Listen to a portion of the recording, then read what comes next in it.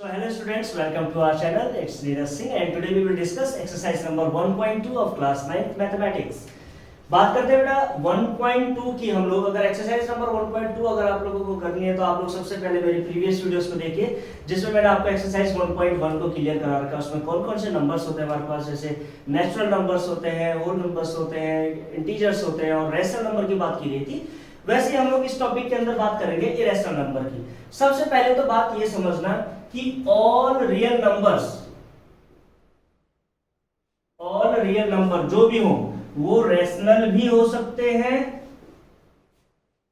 And irrational भी हो सकते हैं। यानी कि जितने भी हमारे पास रियल नंबर्स हैं वो सभी क्या होंगे, रेशनल फॉर्म में भी हो सकते हैं और इरेशनल फॉर्म में भी हो सकते हैं। बात मुद्दे पर आते हैं तो अगर एक्सरसाइज नंबर 1.2 की मैं करूं तो इसके अंदर दो ही चीजें बहुत इंपॉर्टेंट है हमारे पास। सबसे पहली चीज क्या कि कैसे अंडर रूट, कोई भी इरेशनल नंबर है वो हमेशा स्क्वायर रूट की फॉर्मेशन में है, यानी कि उसका कोई भी रूट फाइंड आउट नहीं हो रहा है क्लियरली, तो उसको हम लोग नंबर लाइन पे कैसे रिप्रेजेंट करते हैं। सबसे पहले समझते हैं नंबर लाइन के बारे में। तो नंबर लाइन अगर मैं बोलूं ना आपको, नंबर लाइन ये क्या होता है। नंबर लाइन हमारे पास में भाई नंबर लाइन कुछ नहीं होता है, एक स्केल से ड्रॉ कर दो नंबर लाइन, ये हो गई हमारे पास। इसके दो पोर्शंस होते हैं, एक तो बीच का पॉइंट 0 होता है, लेफ्ट साइड में जब हम आएंगे तो नेगेटिव नंबर्स हो गए, यानी कि यहाँ पर -1, यहाँ पर -2 और यहाँ पर -3 एज इट इज, ये नेगेटिव तो नंबर की तरफ को चलता है। राइट साइड की तरफ अगर हम चलेंगे तो ये पॉजिटिव नंबर्स को रिप्रेजेंट करता है, +1 +2, वैसे पॉजिटिव साइन लगाने की जरूरत नहीं है लेकिन मैं रिप्रेजेंट कर रहा हूं। तो यहाँ पर +3 हो गया हमारे पास में, और ये कहां तक जाएगा, पॉजिटिव इन्फिनिटी तक जाएगा। ये आपकी नंबर लाइन है। अब इस नंबर लाइन पे मुझे बोला जाए कि रिप्रेजेंट 4 ए नंबर लाइन। अब नंबर लाइन में इस 4 को रिप्रेजेंट करना है तो कितना इजी है, देखिए हम लोग स्केल लेते हैं और उसके थ्रू 0 पे क्लिक किया और 0 से लेके कहां तक चले जाएंगे, 4 पॉइंट पे जाएंगे। सपोज कि यहाँ पर 4 है तो ये क्या हो जाएगा हमारे पास, नंबर लाइन पर रिप्रेजेंट हो गया। लेकिन गाइस यहाँ पर हम लोग जो बात करेंगे वो करेंगे इरेशनल नंबर की। जैसे कि मैं यहाँ पर 4 की जगह बोल देता हूँ कि भाई √2 को मैं किस तरीके से रिप्रेजेंट करूंगा इस नंबर लाइन के अंदर में। तो √2 को अगर रिप्रेजेंट करना है तो आप लोग स्क्वायर रूट के मेथड से जानते हैं। √2 की जो वैल्यू होती है वो वैल्यू होती है 1.414 और √3 की अगर हम लोग बात करते हैं तो इसकी वैल्यू होती है 1.732 एग्जैक्टली। अगर मैं बात करता हूं कि इन दोनों को रिप्रेजेंट करना है नंबर लाइन पर तो आप लोग इस तरीके से फॉर्म में ले सकते हैं, लेकिन ये एग्जैक्ट वैल्यू हमारे पास में नहीं है, यानी कि इसके आगे और भी नंबर्स हो सकते हैं ना हमारे पास में। तो गाइस यहाँ पर हम लोग क्या बात करते हैं, यहाँ पर हम लोग बात करते हैं कि bye the help of compass, यानी कंपास की मदद से हमें √2 को अगर नंबर लाइन पर रिप्रेजेंट करना है, क्योंकि अब हम छोटे बच्चे तो रहे 9th स्टैंडर्ड में आ रखे तो स्टैंडर्ड वाली चीजें पढ़ेंगे। तो यहाँ पर मैं आज सिर्फ आपको ये बताऊंगा नंबर लाइन पे कैसे रिप्रेजेंट करते हैं, और आई होप कि अगर आपने पूरी वीडियो देखी तो आप लोग सीख जाओगे कैसे इरेशनल नंबर को हम लोग नंबर लाइन पे रिप्रेजेंट करते हैं। बहुत सारे एग्जांपल लेके चलूंगा।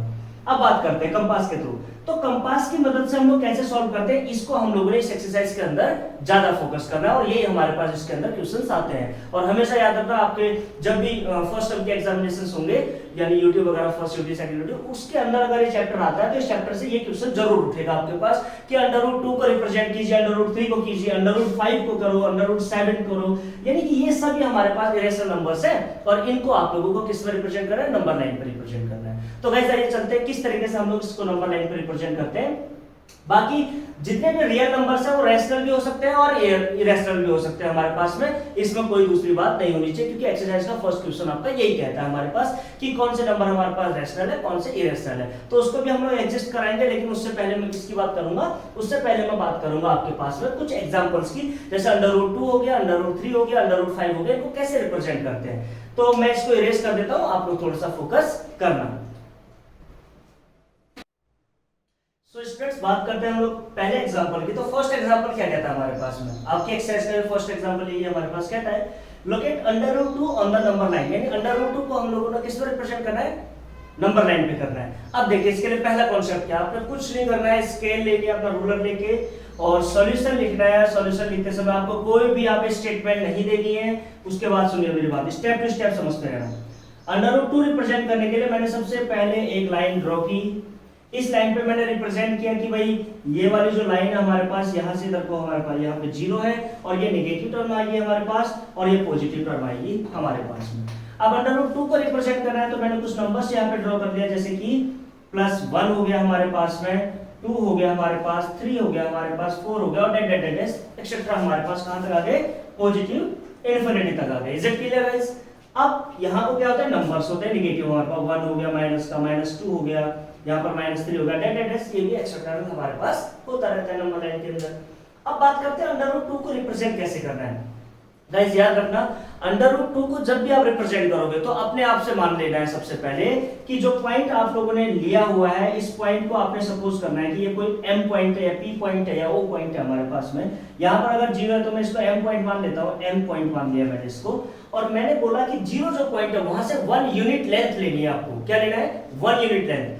अगर आपने सपोज कीजिए आपने रूलर रखा और यहाँ से 1 यूनिट लेंथ आपने अपने आप से सपोज कर लेनी है कि भाई 1 यूनिट लेंथ मैंने यहाँ से लेके कहां तक ले ली है, सपोज करो कि आपने यहाँ तक 1 यूनिट लेंथ ले ली इसमें। Is it clear?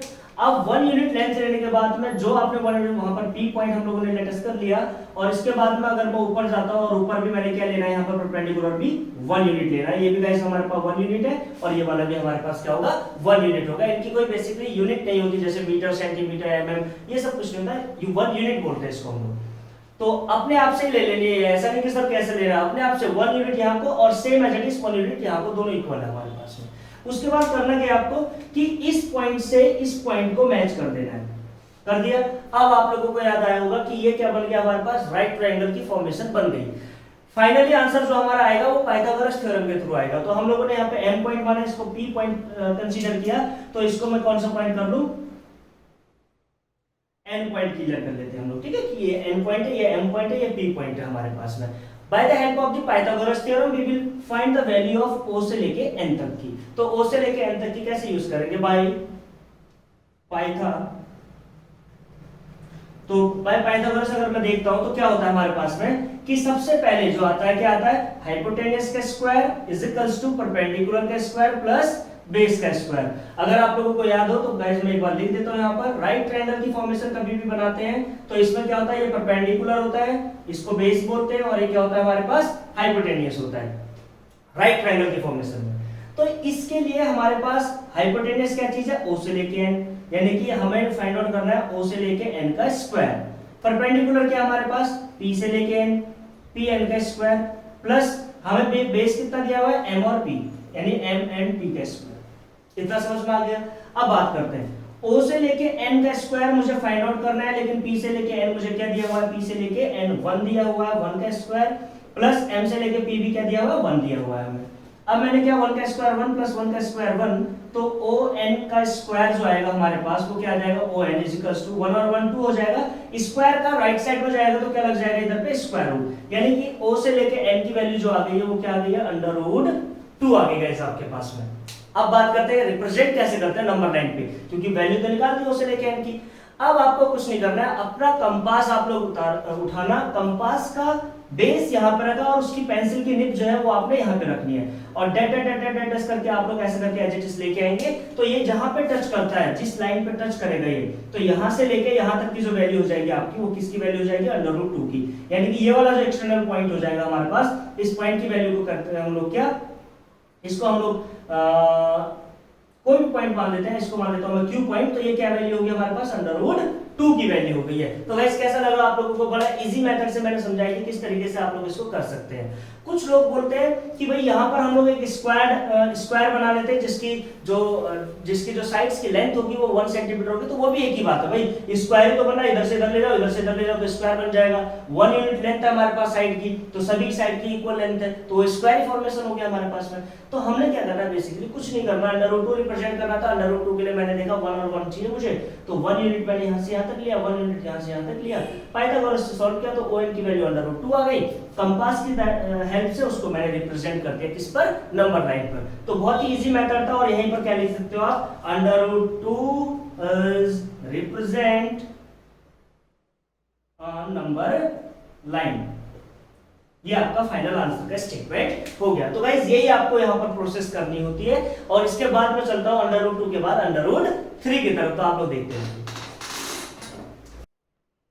तो स्टूडेंट्स बात करते हैं आप लोग √2 की। √2 को मैंने आपको एक्सप्लेन कर दिया, तो √2 के बाद में अब बात आती है हमारे पास किसकी, √3 की।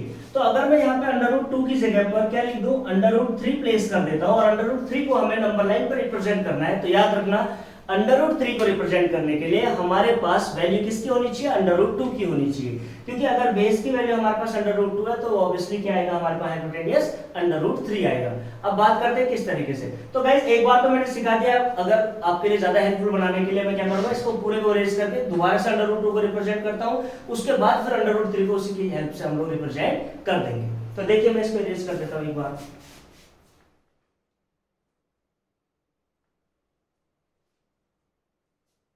ठीक है, तो बात करते हैं √3 की। तो √3 के लिए देखिए क्या करना है हमें, सबसे पहले तो एक नंबर लाइन ड्रॉ करनी है। नंबर लाइन ड्रॉ कर दिया, नंबर लाइन में वैल्यू पुट किया हमने 0, -1, -2 और ये इन्फिनिटी तक है हमारे पास। यहां पर +1, यहां पर 2, यहां पर 3, यहां पर 4, डैश कहां तक है, इन्फिनिटी तक हमारे पास। क्लियर है गाइस? अब मेरी बात को समझिए, अगर मुझे √3 रिप्रेजेंट करना है तो उससे पहले मुझे √2 रिप्रेजेंट करना होगा। और √2 के लिए मैंने आपको दो ही चीज बोला, मैंने कहा 0 को एज अ कोई भी पॉइंट आप लोग ले लीजिए, इसको मैंने पॉइंट ले लिया m, और इस पॉइंट से इस पॉइंट तक क्या ले लीजिए, 1 यूनिट लेंथ ले लीजिए। अब क्या लेना है हमको, 1 यूनिट ऑफ लेंथ लेना है। तो मैंने 1 यूनिट लेंथ यहां पर ले ली, और इसके बाद में जब ऊपर को गया, इसको थोड़ा सा बड़ा बना लेते हैं। तो सपोज कीजिए आप लोग कि ये हमारे पास 2 है और ये हमारे पास क्या है, यहाँ पर 1 है। ठीक है, तो इतना बड़ा मैंने बनाया। तो 1 यूनिट ऑफ लेंथ ले लिया हम लोगों ने। अब 1 यूनिट ऑफ लेंथ लेने के बाद मैं क्या करूंगा, सेम एज इट इज ऊपर की तरफ को भी परपेंडिकुलर क्या बनाऊंगा, 1 यूनिट ऑफ लेंथ का बनाऊंगा। इसका नाम मैंने रख दिया p, इसका नाम मैंने रख दिया n। क्लियर हो गया? अब मेरी बात को समझिए, यहां पर हम लोग क्या करते थे, इन दोनों पॉइंट्स को ऐड कर देते थे और इसको एक राइट ट्रायंगल की फॉर्मेशन बना देते हैं। राइट ट्रायंगल की फॉर्मेशन बनाने के बाद हमें सबकी वैल्यू गिवन है, m और n की वैल्यू हमें फाइंड आउट करनी है। तो हम लोग किस तरीके से इसको फाइंड आउट करते हैं, अब देख लीजिए आप लोग। बाय पाइथागोरस हम लोग यूज करेंगे। बाय पाइथा क्या यूज करते हैं हम लोग, पाइथागोरस थ्योरम। यानी राइट ट्रायंगल है तो ये हाइपोटेनस है, ये बेस है, ये परपेंडिकुलर है। तो हाइपोटेनस का स्क्वायर यानी क्या हो जाएगा हमारे पास, m और n का स्क्वायर इज इक्वल्स टू क्या हो जाएगा हमारे पास में, OM और P का स्क्वायर प्लस बेस परपेंडिकुलर का P और n का स्क्वायर। तो गाइस देख लीजिए, m और n का स्क्वायर अगर मुझे निकालना है तो मैं क्या निकालूंगा, m and p कितना हमारे पास 1 का स्क्वायर प्लस ये भी हमारे पास 1 का square. This should be the 1 + 1 of m n square. So we will find here m n = 1 and 1 2 square में यहां पे क्या लग जाएगा, अंडर लग जाएगा। यानी कि m और n की वैल्यू आ गई है अंडर2। क्लियर हो गया? तो बात हमारे पास अब आपका काम क्या रहता है कि भाई इसको हमने कंपास का बेस करना है और यहाँ पर हम लोगों ने पेंसिल की निप रखनी है। तो इसको अगर मैं ऐसे करके डेडेस करके करूँ तो ये कुछ यहाँ पर हमारे पास एंड हो जाएगा, यानी कि 1 और 2 के बीच में, क्योंकि 1.414 तो वैल्यू होती है इसकी। तो यहाँ पर जब ये एग्जैक्ट हुआ तो इस पॉइंट को थोड़ा सा इधर को लिख लेते हैं। यहाँ पर जैसे ही हमारे पास एग्जैक्ट हुआ तो इस पॉइंट को मैंने क्या नॉमिनेट कर दिया कि मैंने कहा ये जो पॉइंट है हमारे पास, ये कौन सा पॉइंट है, ये हमारे पास है x पॉइंट। तो इसको मैंने x रिप्रेजेंट कर दिया। अब आपके पास जो o से लेके x की वैल्यू आई है, ये वैल्यू क्या आ गई है, अंडर2 की वैल्यू आ गई है हमारे पास में।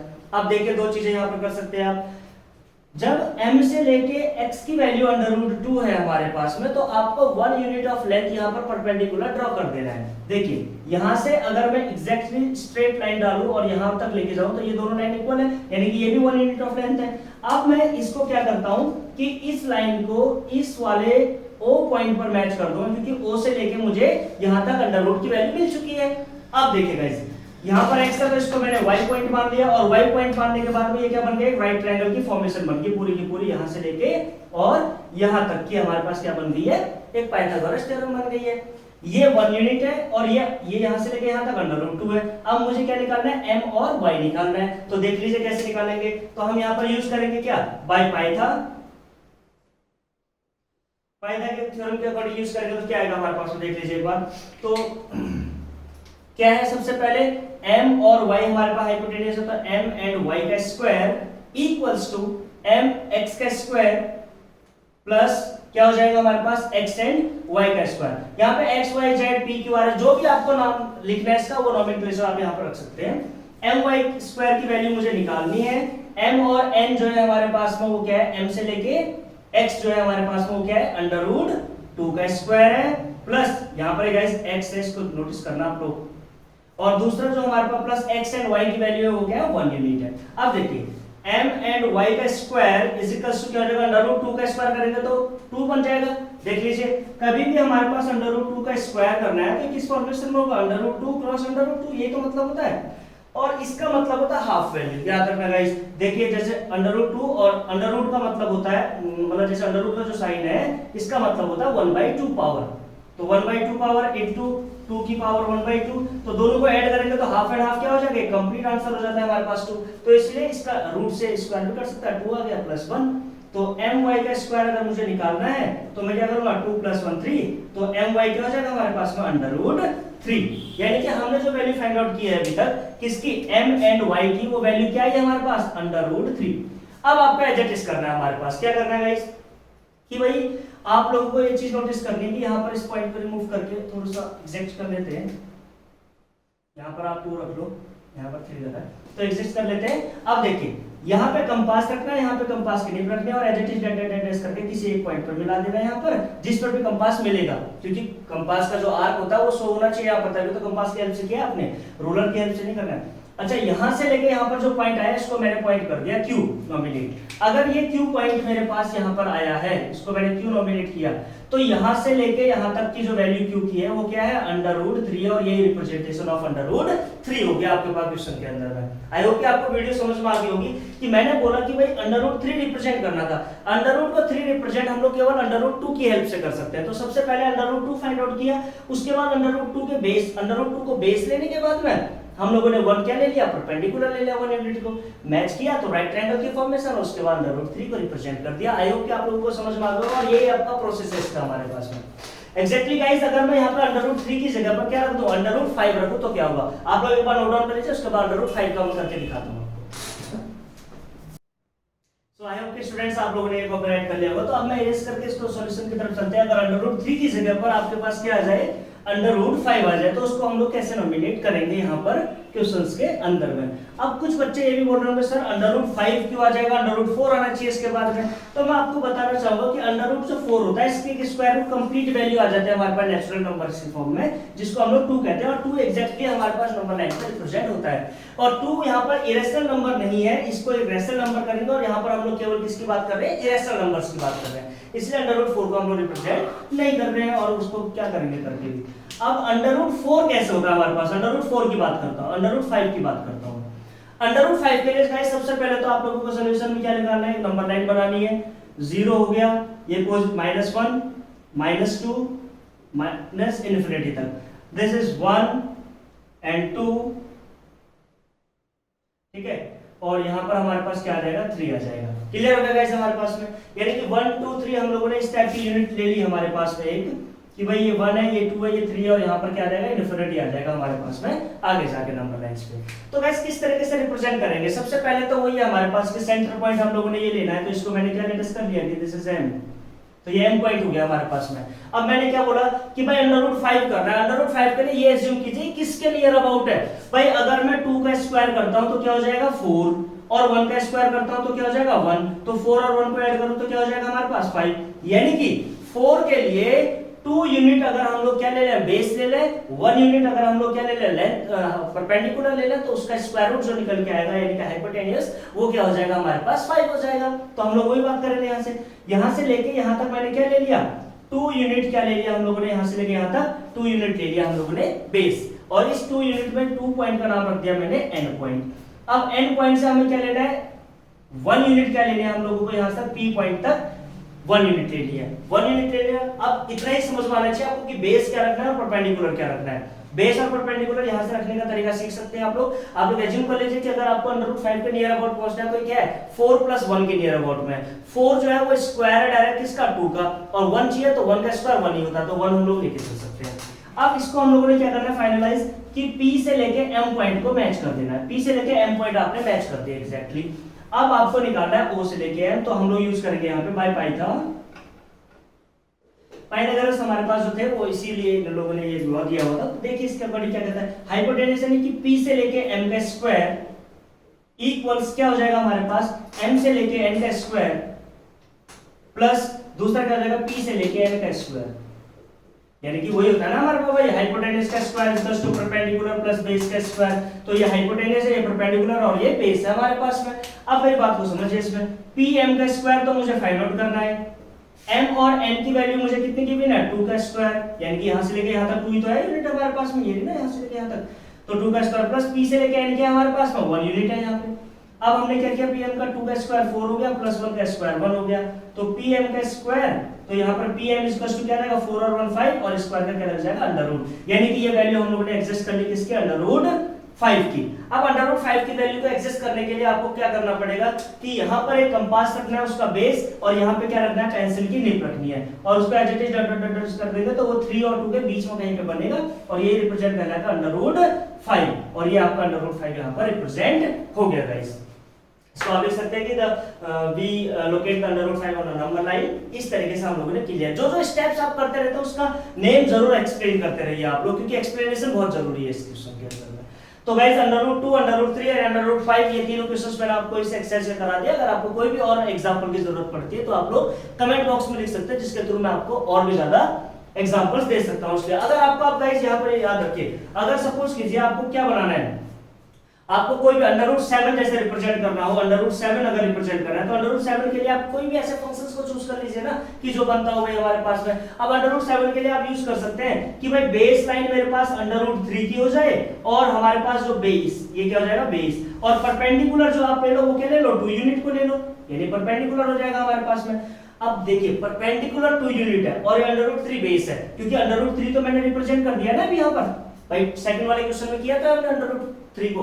तो यहाँ पर जब रिप्रेजेंट कर दिया अंडर रूट 3 को, तो हम लोग, क्योंकि आप देखिए अगर आप बात करें सर हमने अंडर रूट 5 ले लिया है, अब अंडर रूट 2 ऊपर को लेना है, तो अंडर रूट 2 हमें परपेंडिकुलर लेने में बहुत टफ पड़ेगा, क्योंकि हमें मेजरमेंट करके आना होगा अंडर रूट 2 से, तो हमें वहां क्यों जाना है, तो हमने यहीं पे करना है। अंडर रूट 3 का स्क्वायर करेंगे तो 3 आएगा, प्लस और 2 का स्क्वायर करेंगे तो 4, तो ये क्या बन जाएगा 7, और यहाँ पर जो भी हाइपोटेनस बनेगा वो क्या बनेगा अंडर रूट 7 बन जाएगा, क्योंकि ये स्क्वायर था इधर जाके रूट लग गया। तो आप इस तरीके से अंडर रूट 7 को भी रिप्रेजेंट कर सकते हैं by the help of under root 3 base. Under root 3 का जो रिप्रेजेंटेशन था उसमें बेस निकल गया अंडर रूट 3 का, और उसमें जो आप लोगों ने परपेंडिकुलर रखना है उसके बाद में वो क्या रख लोगे आप 2 रख लोगे, तो इन दोनों का स्क्वायर क्या हो जाएगा अंडर रूट 7। तो इस तरीके से आप किसी भी क्वेश्चन को एनालाइज कर सकते हो, बस ये देखिए उसके नियर अबाउट कौन सा स्क्वायर नंबर है और उसके बाद कौन सा इरेशनल नंबर को स्क्वायर करना है, ताकि वो एक कंप्लीट आंसर की फॉर्मेशन हमें दे सके। और गाइस अब आपके बाद इसके बाद में मैं आपको क्वेश्चन करा देता हूं, question number 1 and question number 2 of the exercise 1.2।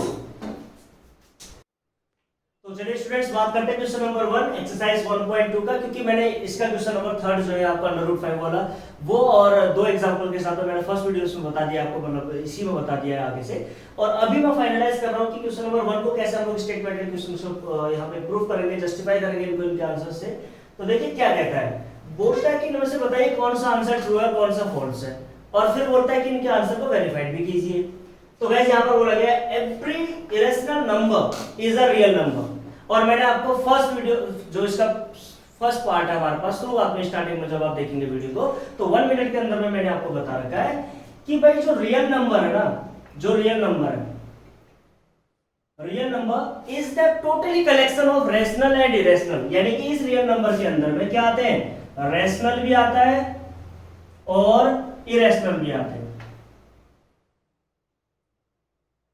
तो भाई जब रेशनल और इरेशनल दोनों ही रियल नंबर के अंदर आते हैं तो every irrational number will be a real number. तो स्टेटमेंट क्या होगी हमारे पास, ट्रू हो जाएगी, और ये बिल्कुल सही स्टेटमेंट है, क्योंकि रियल नंबर के अंदर दोनों नंबर्स आते हैं, रियल भी और रेशनल भी और इरेशनल भी। दूसरी कंडीशन कहता है every point on the number line, every point on the number line, मैं नंबर लाइन बना दूं, ये बना दे 0 है, यहाँ पर -1, ये -2, ये -3 और ये -4 और ये that that that minus infinity है। अब यहाँ पर 1 2 3 और यहाँ पर हो गया 4 और ये हो गया पॉजिटिव इन्फिनिटी हमारे पास में। अब बोलता है every point on the number line, number line पर किसी भी पॉइंट पर line is the form of under root m, क्या वो अंडर रूट m की फॉर्मेशन होगी हर एक पॉइंट पर। फिर बोलता है where m is a natural number, भाई गलत बोल दिया। क्यों गलत बोल दिया, क्योंकि अगर m कोई नेचुरल नंबर है तो वो तो हमेशा क्या होगी, पॉजिटिव होगी। भाई नेगेटिव नंबर तो अंडर रूट स्क्वायर रूट की फॉर्मेशन में कैसे होगी हमारे पास में, क्योंकि नेगेटिव नंबर तो नेचुरल नंबर्स में आती नहीं है, तो ये क्या हो जाएगा स्टेटमेंट हमारे पास फॉल्स हो जाएगा। क्लियर हो गया गाइस। थर्ड वन, कहता है every real number, every real number, अब रियल नंबर दोनों होते हैं, रैशनल भी इरेशनल भी, कहता है every real number is an irrational number. भाई बात गलत बोल दिया, क्यों?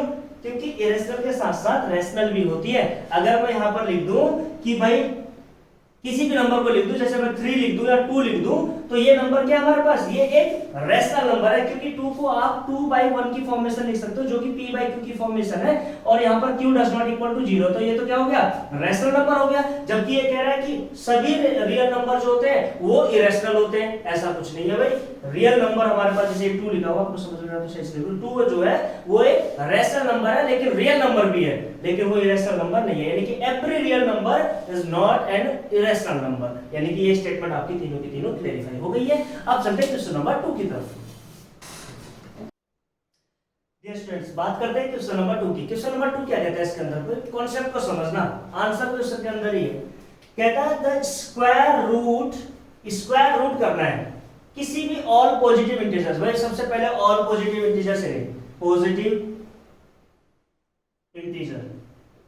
इंटीजर्स तो सभी होते हैं ना हमारे पास, तो पॉजिटिव इंटीजर्स में 0 को भी इंक्लूड कर सकते हैं, अदरवाइज आप नेचुरल नंबर ले सकते हो 1 2 3 4, यहां से जितने भी स्टार्ट हो गए पॉजिटिव लेना हमने, 0 को तो हम नेगलेक्ट ही कर देते बिल्कुल, तो 0 को लेना है तो ले सकते हैं यहां पर।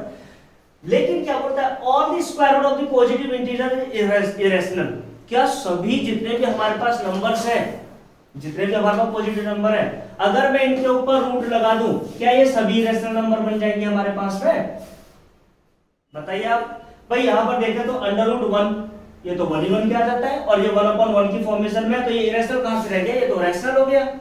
√2 को छोड़ दो, √3, √4 को देखो तो √4 का तो स्क्वायर रूट ही 2 हो जाता है, तो 2/1 क्या है, p/q की फॉर्मेशन है, और q does not equal to 0, ये तो रैशनल बन गया हमारे पास में। यानी कि इसका आंसर तो हो जाएगा ऊपर वाले का, every positive integers square root is not a irrational, it may be possible to be a rational. यानी कि नीचे बोला गया है अगर नहीं है, if not give one example of the square root of a number that is rational number. एक एग्जांपल दे रहा है, तो मैंने एग्जांपल दे दिया भैया, लो एग्जांपल इज √4। √4 जो है पॉजिटिव इंटीजर्स का स्क्वायर रूट है, और इसका स्क्वायर रूट क्या आता है हमारे पास 2, और 2 क्या है 2/1 यानी p/q की फॉर्मेशन है, और q does not equal to क्या है 0, ये एक रैशनल नंबर है। तो ये प्रूफ हो गया हमारे पास कि ऊपर वाली स्टेटमेंट बिल्कुल रॉन्ग है, नीचे वाली स्टेटमेंट बिल्कुल करेक्ट एग्जांपल के साथ आपके सामने रखी हुई है। तो इसको आप लिख सकते हैं अपनी स्कूल की नोटबुक्स में। तो समझने के लिए आप लोगों को समझ में आ गया होगा, और वीडियो का ये लास्ट पार्ट था हमारे पास। तो एक्सरसाइज नंबर 1.2 हम लोगों ने क्लास 9 का खत्म कर दिया है। बात करेंगे एक्सरसाइज नंबर 1.3 की कल की वीडियोस में। तो आप लोग कंटिन्यूटी बना के रखिए, please like and subscribe our channel and share it also in your school groups and your coaching institute groups, और अपने फ्रेंड्स के पास भी शेयर कर सकते हैं। इस पैरेंटिंग क्राइटेरियाज में हम लोग क्या कर सकते हैं कि ऑनलाइन पढ़ाई के मीडियम को अपना एक अच्छा मार्क बना के हम लोग इसमें बहुत अच्छे नंबर से पास आउट हो सकते हैं, और किसी को भी ऑफलाइन लेने की जरूरत नहीं है। आप लोग ऑनलाइन पढ़िए, YouTube पर आपके पास बहुत अच्छा कंटेंट है, और हम लोग भी अच्छा कोशिश करते हैं कि आप लोगों को अच्छी एक्सप्लेनेशन दे पाए किसी भी क्वेश्चंस की। तो गाइस प्लीज कंटिन्यूटी बना के रखें, like and subscribe. Thank you very much for watching this video.